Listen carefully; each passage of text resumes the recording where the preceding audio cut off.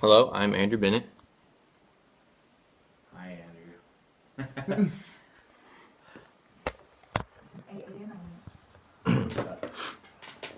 So imagine you walk into a grocery store and you pause, and what do you hear? You hear music.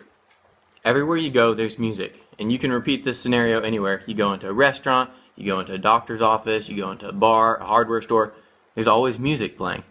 What is it about music that it's always playing? Why is it always playing? What is it about people that we love music so much? According to Heartbeats International, only 1% of people between the ages of 16 and 64 said that music was very unimportant to them. This means that 99% of people view music as very important to them. So why is music important? What is it that about music that makes us surround everything in our lives with music? People rank music as more difficult to live without than sports and TV and movies. And that's really hard to believe for me, because sports is one of the biggest money-making industries as far as entertainment goes.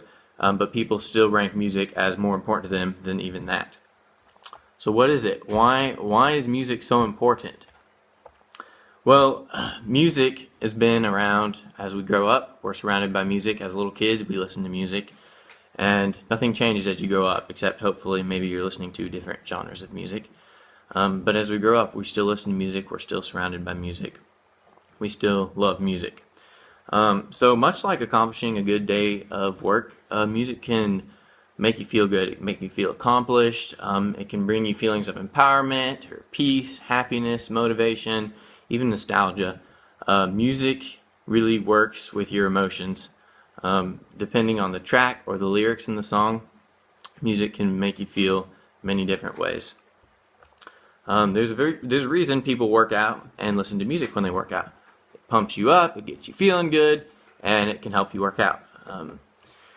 I would argue that one of the main purposes of music is to convey emotion. You listen to music, and you listen to artists singing, and you can see and you can hear the emotion behind the music and behind what they are trying to convey to you. Listening to music is reported as the second most used emotional regulation tactic. What that means is that is the biggest way that emotion in today's society is shared and spread through people is with music.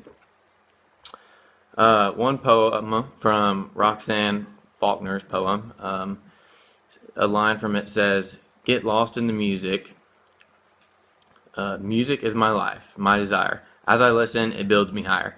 Music has a way of encouraging us and motivating us through life, and I think that is one of the main reasons we like to listen to music. In the Western Hemisphere, people deliberately listen to 18 hours of music per week. That's almost an entire day out of a week that we spend listening to music. So it's not just in stores that we hear music, but we purposely listen to music, whether we're driving to work or we're out working outside, mowing the lawn. We like listening to music. So we know how music makes us feel. It can work with our emotions. It makes us feel happy. It's entertaining to us. But what does music do to our minds? Well, the new study shows that our brains do something very curious when we listen to music. And in fact, it's possible for our brain waves to actually resonate with the beat of the music.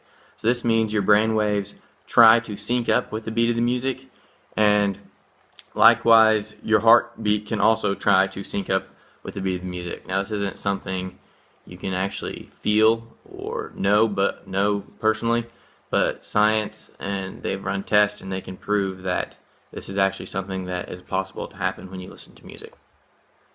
Another benefit of music, people who study music and are really involved in music, they tend to use both hemispheres of their brains more. So they're more creative, they're better at problem solving. So music can also help you in your day-to-day life, the more you listen to it, help you being more creative, more just sharper in your day-to-day tasks. It has also been shown that listening to music engages the hippocampus in your brain. This is the part of your brain that deals with long-term memories. So a song from your childhood that you haven't heard in 10 years, when you hear it, it can engage that hippocampus in your brain, and you will remember the lyrics to that song even though you haven't heard it in forever. So this is another thing music has the power to do. One final thing that music can also do, music therapy is a common tool that people use, people struggling with depression, PTSD, other such issues. Musical therapy has proven to be very helpful for them. And this comes in the form of creating music, so writing music, singing, even moving, dancing to music, just listening to music. All of these are individual types of music therapy that can help people de-stress and really help people with PTSD, depression, anxiety, and other sorts of things. So the other day I was talking to one of my friends about music, and he brought up the band Mumford & Sons. And I'm sure many of you are familiar with this band. He said, Mumford & Sons really moves me. I said, oh yeah? He said, yeah, it came on the other day in the restaurant, and I got up and I moved to another restaurant. So all jokes aside, music really has the power to move us, and it is very empowering in our day-to-day life.